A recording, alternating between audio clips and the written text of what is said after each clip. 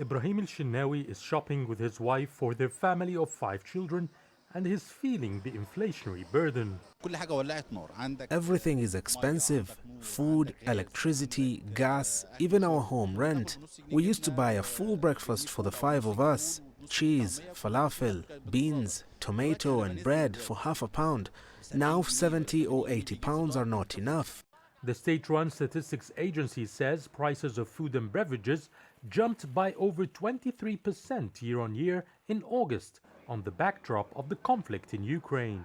The Egyptian pound weakened against the dollar, and since we are an important nation, then prices have increased accordingly. Secondly is the hike in oil prices.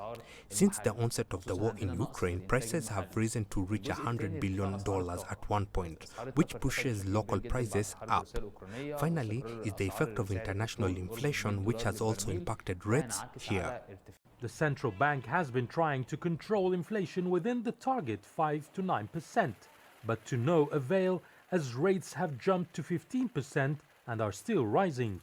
The government had to intervene with a raft of social security programs that included more food subsidies and monthly payment schemes for the poor families, as well as raises in wages and pensions. Consumers are also cutting on expenditure habits. The amount of food I used to buy before is more than now.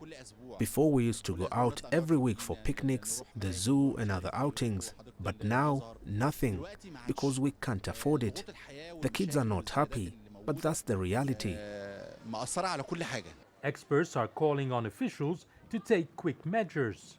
The government should have a bigger role on controlling inflation by increasing production rates, facilitating foreign investment and inflow of capital. As people, we must reduce expenditure and demand to keep prices down, while the central bank should continue to raise the interest rate. Egyptians hope the government can put a brake on the mushrooming inflation before it spirals out of control, especially for the predominantly poor population.